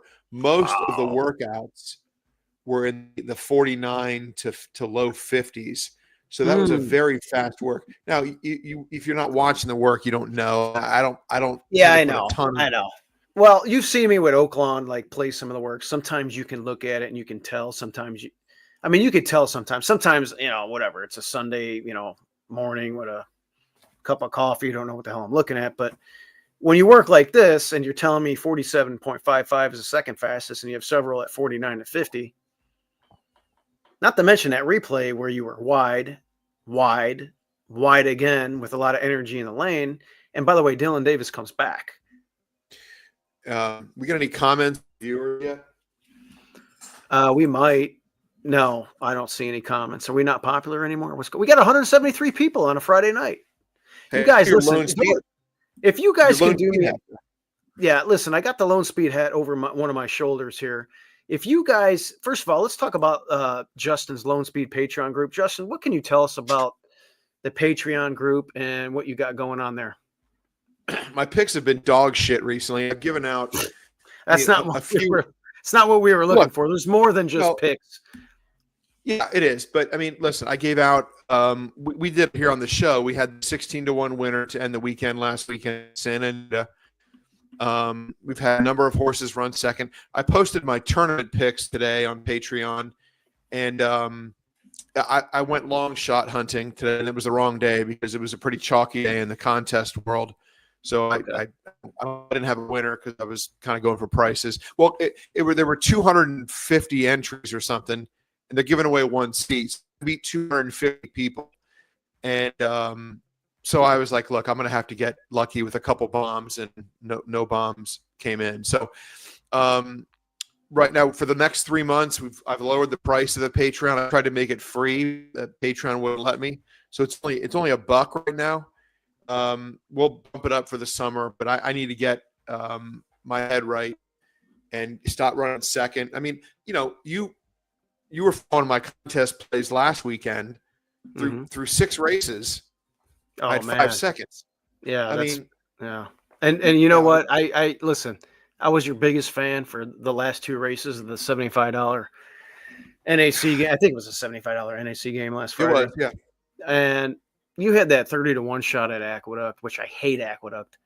But man, I videoed both of your races. I saw it. Man, I was cheering that horse home, and you didn't need it to win. You needed second, and for it to get nipped, because you ran second in the next race where I thought it was going to win. It ran second. If you get that second with that 30-1 shot, you qualify for Vegas, and you hit on the Friday game. And It's a game of inches, but you've done a lot of good work. You're really great at turf handicapping. The trip of death is a real thing. Yes, you get on jockeys, but some of these jockeys have to hear it. I mean, we're right about that trip. But you have there's more. I'm part of the Lone Speed Patreon group. Maybe I don't comment on there as much, but I go on there a lot and I look at all of your content every day. And you have a good group of guys on there. I have a similar little thing going on as well. But yeah, it's a good group, guys. Get a hold of Justin on his Twitter, and he can get you all signed up for that. As well, for me, I would like you guys to like and subscribe to the YouTube channel. It's Horse Bit Racing on YouTube. Like and subscribe. That's all I'm looking for. Just watch our content, and I appreciate it. So let's go ahead and call it Tampa Race 10, number 8 Smudge, the Lone Speed bomb of the day at Tampa. It's the long speed bomb of the day. I love Dylan Davis backing the irons off of that nice score on the synthetic at Gulfstream. The turf race was visually way better than it might look there on, the PPs. We just showed you a replay. The workout tab is sensational. We talked about that. This horse, outside of the favorite, who has every right to be the favorite, who is number 9, Nitrogen. This is going to be your heavy favorite. Who scares you in here? There's really nothing in here that freaks me out. So Smudge has every opportunity to blow up the tote board if the 9 doesn't show up. And hey, what if we just improve a lot and the 9 just regresses a little or just runs its same race? We can still beat it. Yeah. Race 11, Steve-O, it's the feature race, the Tampa Bay Derby. Ho, here we are. And I showed you guys the replay opening the show. Roses in May versus Street Sense. Who won that race? Nobody has said. No, it was given Saturday. Excuse me. I said Roses in May. Any given Saturday in Street Sense. Yeah. Now, any given Saturday. Didn't Street Sense beat him in the Derby and they ran 1-2 in there as well? Or am I wrong? No, the Derby, it was Hardspun was second in that Derby. Okay. Wasn't any given Saturday? He had a big career? Didn't he win something big? Or am I? No, I don't remember. It's almost 20 years ago. Maybe I'm getting that is almost 20 years ago. I can't believe. I know I can't believe that. I remember when that shit happened. Crazy. Well, let me start. Patch Adams is going to win this race, in my opinion. Okay. The Southwest was not good. He did bobble at the break. Now I want to show you the bobble at the break. Patch Adams is in the 7 hole here. We're ready to go. You'll see him right here. Slight. And boom, little bobble. Southwest, and a terrible beginning for Sandman. Now Sandman got the worst of it at the break, and Sandman is well out of it early. That's going to cost him. Speed King on the lead today. He's trying to get over from the. And you notice, guys, Post Gaming has to steady hard behind. He's the favorite here at 4-5. So Patch Adams, Sandman or Gaming, was supposed to be something big here. Wagering. Patch Adams, in the meantime, he's third last. So the 3 horses that have supported in the wagering are second to last, and third last, approaching the backstretch run. Speed King is the leader here. Speed King onto the backstretch, a half length in front. Bon Temps second. American Promise tugging a little bit on the outside, claiming second from his stablemate Bon Temps. Gap of 3 to Monet's Magic. Tistastic to the outside. Publisher the Maiden is right behind them. Patch Adams patiently ridden third last. He's probably about 8 or 9 lengths behind here. And then Gaming and Sandman as they go towards the 4-turn run. The leader, Speed King on a hold. American Promise, though, he's turning up the pressure. And these two hook up into the 4-turn run, and they soar away from the rest of the group. Those two are 6 lengths clear of Bon Temps, who's bowing out in the 3rd position. Patch Adams is getting going now. He's into the 4th position, and Sandman is following him. Sandman making a run now, but still has a lot of work to do as they come to the top of the lane. Speed King, Rafael Bejarano putting away American Promise.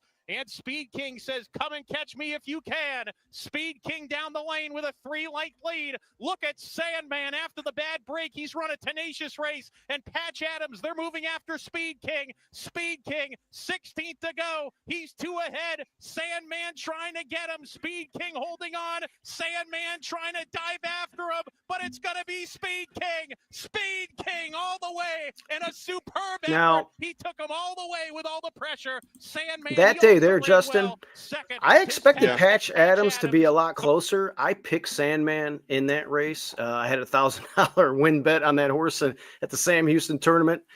He ran second, as you saw. But Patch Adams, I thought he was supposed to be closer. He was stretching out. He won by 10 in a maiden special at Churchill. You had 1,000 to win on Sandman at 6.4 to 1 in the Sam Houston tournament. Oh my God! And yeah, it was. I know, just terrible. Patch Adams was supposed to be like pressing or up there with Speed King. That didn't happen, and Speed King kind of got away a little bit, and Sandman broke terrible. But anyway, Patch Adams is 7 of 7. We saw the little bobble there, and then he got into the race, made a big move from the 3/8 to the 8th, and kind of flattened out a little bit that last 16th. But I think he's going to run a monster race here today. Comes in fresh, pacing, working a bullet. I think Patch Adams is going to get the perfect trip out there. Doesn't need the lead, but can get the lead. I mean, if you look in here, I guess Brodeur from Hot Springs is going to show some speed. I don't think he's good enough to win this race. He's nice. I played him both of his wins. I picked him at 12 to 1 and at 9 to 5 or whatever that is. For the Oaklawn Capping Hour show, but Patch Adams is better than him. But I think Patch Adams is going to just lay out there, see what happens. Is Owen Almighty going to go? Is Brodeur going to go? We could lay just off. We could put them away at some point in the backstretch and just crush this field. Now 2 to 1 isn't nothing great, but it's a 7-horse field, and if you're looking for a single, it's Patch Adams is my single. I picked Sir McPatrick in the Breeders' Cup, but it wasn't a strong opinion at all. And he didn't run. I don't know what happened in that race. I don't know if we consider this horse still on the Derby trail or what. This is his first start since the Breeders' Cup, obviously. Mm-hmm. He's the 8 to 5 morning line favorite. I mean, I see that. I don't know. I mean, I don't know. He seems like a massive question mark to me. I mean, his first 3 wins were around 1 turn, and he tried to turn the Breeders' Cup. It didn't work. A horse like Owen Almighty, who, again, made his 2-turn debut in the Sam Davis, had has multiple wins at 7 furlongs. There's obviously a lot of ability here. Irad Ortiz keeps the mount.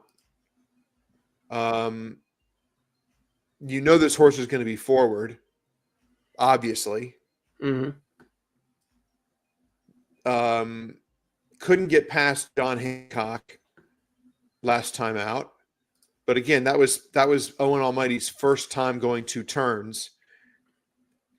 Can probably have Irad's going to be able to have the lead if he wants it, isn't he? I mean, doesn't Irad have the chance? Listen, yeah, he's in the 1 hole. He's going to go. He's fast early. By the way, second time blinkers angle. That's big. This is a live horse. Do we throw Chancer McPatrick out? And do I hammer this 1-7 exact box or 7 over the 1 over whatever? But yeah, I that's a great question, Steve-O. I like the 1. I think the 1 and the 4 are going to go at it. I think the 1 wins that battle. Yeah. The 4 hasn't run against anything like these before. And the 4 might just like a sealed racetrack. I mean, yeah, there you go. So I think I love horses that win by open lengths at 7 furlongs. And this one in start number 2, talking about Owen Almighty, start number 2 beat 6 opponents in a 7 furlong stakes race. Crushed him.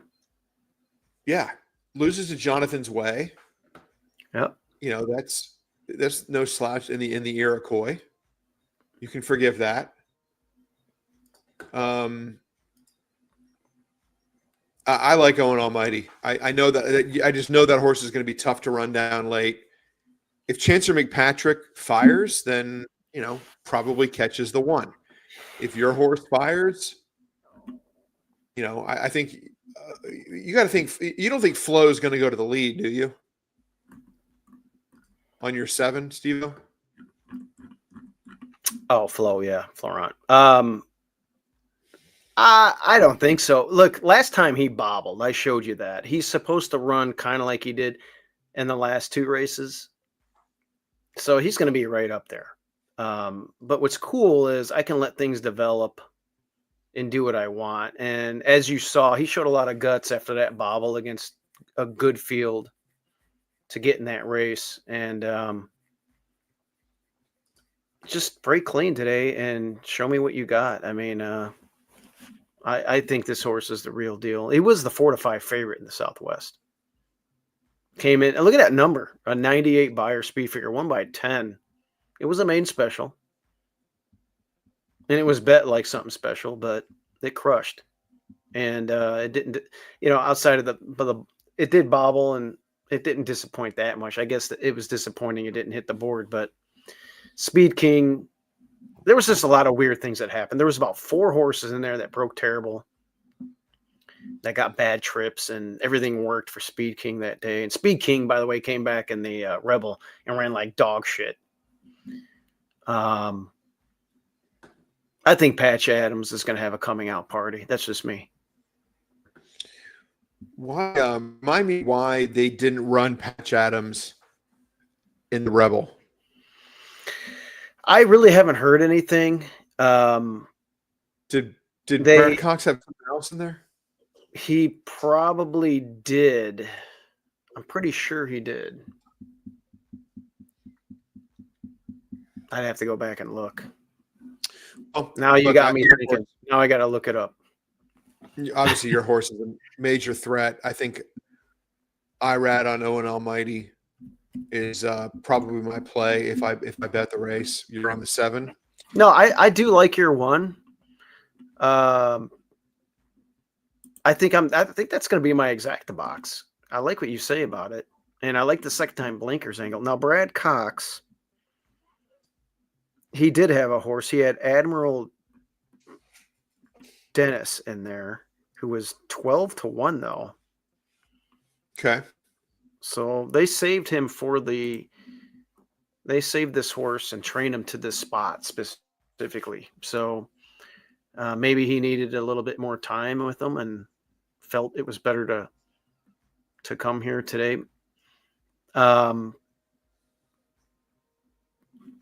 don't know. I think the time off did him some good. I think he's fresh and ready to rock. As far as Owen Almighty, the Sam F. Davis, this is a logical spot. Ran second. Now you come to the Tampa Bay Derby. It's second time blinkers. It got a race over the strip. It's come back since with 2 nice works, including a small sample size bullet and the training center. And, you know, Erad has ridden this horse now 3 times, going for 4 times in a row. So I don't know who else he's riding on the Derby trail, but he seems to like this one. Mm-hmm. You're going to have the points. How many points is this race worth? No idea. That's your domain. Well, if I expand this, does it say? I don't think so. No. Anyway. Well, if you win this race, you'll have enough points. For sure. If you win it.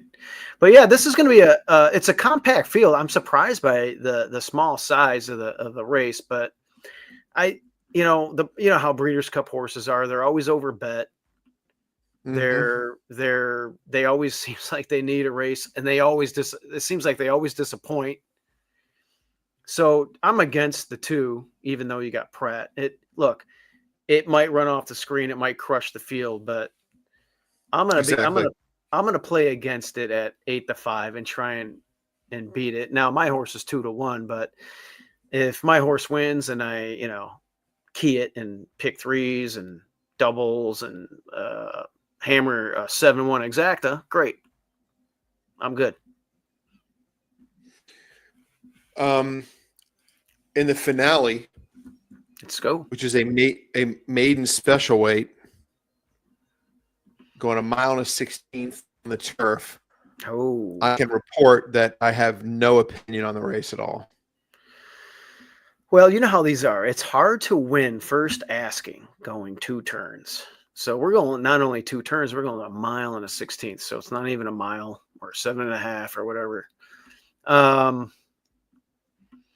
I like to see a little bit of recency. The 4 should not be 30-1, even though it's a obscure trainer power dance. The 5 should not be 15-1. Racing in debut at 1.16 miles and running a good race. I do have a trip note on the 8. Now the 8 is 7-2 for Chad Brown. The trip note 2 back was close to fast pace, made early move, tired, 12 hole and last. Okay, it wasn't a 12 hole. It came back and was in the 1 hole. They sent it and it got beat at the end there. Now it's got Lasix as a 3-year-old, obviously, because all 3-year-olds can run on Lasix, not 2-year-olds. How much speed is there going to be in here? The 6 looks like it's got some speed. The firsters down on the rail. I mean, you got the 2 with a bullet move. The 1. I mean, if you're in the 1 hole, it seems like you always got to go. Dylan Davis is a smart rider. I don't know what he's going to try and do there. That horse is 4-1, by the way.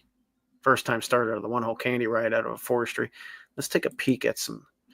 The Dam was a 2-time winner. The siblings got a nice sibling, Candyman Rocket, and is that a full brother? To which horse? Let me see. Are we a candy ride? Yeah, that's a full brother. Candyman Rocket is a full brother to this 3-year-old filly on the rail, which is weird because he was a sprinter on dirt, and this one's routing on turf. First asking, but if you're asking me, first glance, the 5 just jumps off the page at 15-1. Even though you got a 4% shock. 1.16 on the turf at Tampa. Plenty of time to save ground. Camacho takes off the 12 to ride.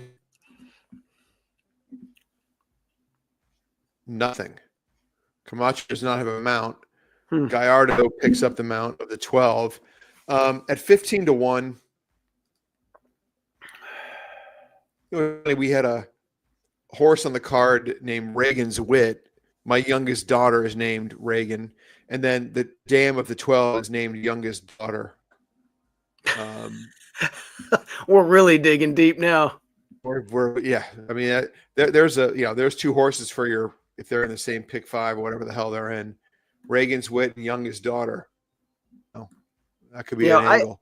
There's really, I just don't know what the pace is going to be. To me, the 8, the 8's probably going to have the front and have every opportunity to wire this field. But from 7-2 down to what, 2-1? It's Tyler. Yeah, it's not going to be a big price. But if I could, what if I single this horse, or maybe I go too deep? I don't know. My ticket construction has been horrible. I've shared some tickets. Go ahead. It's interesting that IRAD rides this Graham Motion firster. When you've got a Clement horse, you've multiple Chads. and Irad ends up on a Motion first-time starter. Oh, Motion's boy. got 2. Now you're throwing another curveball at me. He's got both of those. But man, Yeah, again, first time stars 20%, first turf 20%, a mile or more, small samples 19% though. So he can win with these. By the way, Graham Motion, massive liberal. Really? Oh my God! You don't follow him on. You don't. I don't follow. What's his deal? He's very vocal about it. Oh my God! He's always anytime there's a there's a mass shooting or something. It's he's some kind of sanctimonious crap about. I don't know why we can't do more. Where's he from originally? He's from the United Kingdom. Well, he might want to look at his own backyard. His country's getting taken over. Completely taken over. Yeah, they're not even going to be speaking English anymore. I don't think he wants to talk about that. Yeah, you don't give a shit there. Graham Motion, yeah, he won't be training for us ever.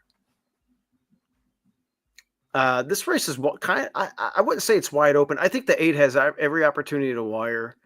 I think the 5 ran a really good race there. Now it kind of set up a little bit. That was pretty quick. But it was moving, and it was a step slow. Let me see I'm just curious on this 5. Who is the 6 in this replay? It says a step slow. So the 6. Let me see how slow this. 117 to 1, by the way. In this race? In the replay, yeah. Okay, well, it says step slow, but it I don't know. I wouldn't. It broke okay. It just didn't have a lot of speed. I didn't see it stumble. I didn't see much. Maybe it did a 2-step. By the way, but has my microphone gotten any better tonight? It's gotten a little bit better. It's a little bit better. We got 191 people watching. Thanks, guys. Like and subscribe. We got a lot of voicemails, voice messages. We've got Dylan, do wake up. Chad, gonna have this 3 cranked. I don't know what race that was he was talking about. That must have been the last one. But the 5, oh boy. Erad and Jose won't duel. Flo always stalks. Which race is that he's talking about? And then Jay says that's 50 points. That's Saratoga Jay. 50 points for the winner of the Tampa Bay Derby. Okay, Dylan, if you can get back on, can you? What are you talking about? This race? Let's talk about Hill Road because the 3 has 5 works. That's who he's talking about. That's in race 11. All right. Well, anyway, if you look at the 6 here, this 6, I mean, this race might have set up a little bit, but the 6 is going to come from. It's dead last back there now in the black, and it's coming up the rail. There he comes. Meanwhile, Portfolio Duration switches to the outside for the drive. Final furlong to go. I mean, he's motoring. Here's Portfolio Duration down the far outside. Mona L still battling on to the inside line. Lots of energy. More importantly, Steve, are you going out after this show goes off the air? Are you going? It's not even 10 o'clock in Kenosha. You got plans tonight? You kidding me? I'm going to bed. Look at the gallop out. I'm going to bed. Insane gallop out. I'm pouring one more of these Rakia. Oh wow, insane gallop out. I don't know. To me, maybe that thing can show a little bit more early, but I don't know. It likes to track. The guy got busy on him. He started moving. 15 to 1, I think, might be a pipe dream on that one. I'm gonna probably do a big exacta and a bunch of tries with the Chad Brown runner, where I had that trip note in this 6, who is the 5 in this race.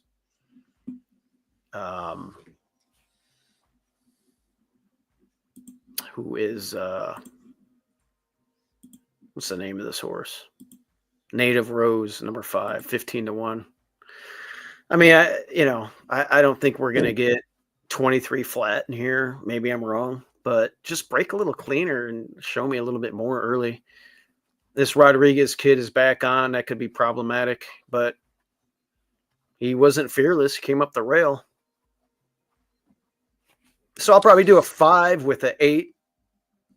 All crazy shit, 5 and 8 everywhere. So is my interesting opinion of the day. Number 8, Smudge in race 10. Listen, We I watched a love couple of I love Smudge. I love the jockey. Was that race 10? it's race 10. Yeah. If you look at Smudge, again, I said it. Cover up the 9.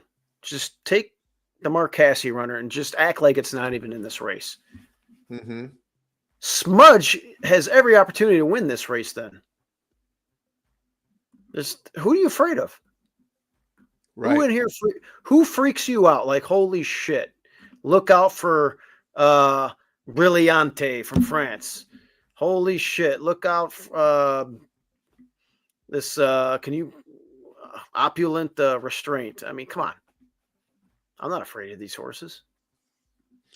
That replay we saw, Justin, wide first turn, wide backstretch, wide in the far turn, wide top of the stretch to the wire.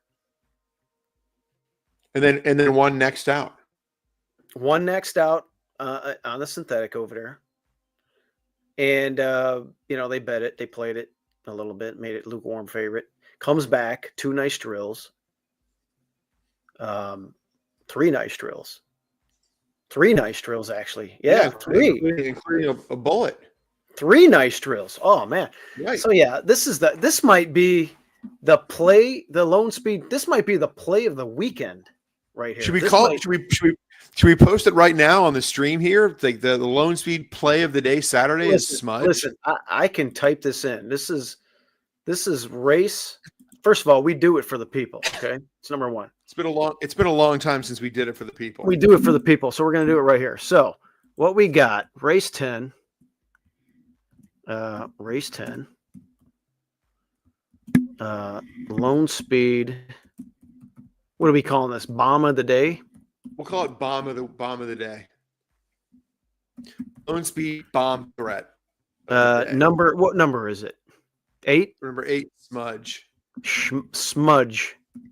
What a name. Number 8. What a name. Number 8. So here we go. Boom. Race 10, Lone Speed bomb of the day. We're 30-1. Let's get it into the trifecta, Steve-O. Look, let's get it. Let's get it into the second or third. Listen, we can't throw the 9 out, right? I can't get greedy. The 9's going to hit the board. Oh man, it's never run here, but man, it's fast enough to hit the board, right? What if it doesn't hit the board though? It's not like, hey, holy shit, Nitrogen is going to win or hit the board. This horse could run off the board. You know what we got to do before we wrap up here? Because we've been on 2 hours and I got to bounce. Pull up. I want you to pull up Santa Anita from Sunday the 2nd. Okay. So go to Santa Anita Sunday, March 2nd. And let's go to the finale, which is we gave live on the air. Listen, we got to watch this replay for the people. Okay. This was so beautiful. Honestly, you know what I should do? You know what I should do? You know what I'm going to do right now? Not only am I going to show a replay, I'm going to show excuse me. Let me go over here. I'm going to show you guys a replay of us watching the replay. Of us watching the replay. How about that? That's fine. Show the film. But then there's something we got to point out about what happened in this race. And you show what you want to show first, but I want to. There's something we talk about a lot, which is the trip of death. And that was the second. That was the second. That was what day?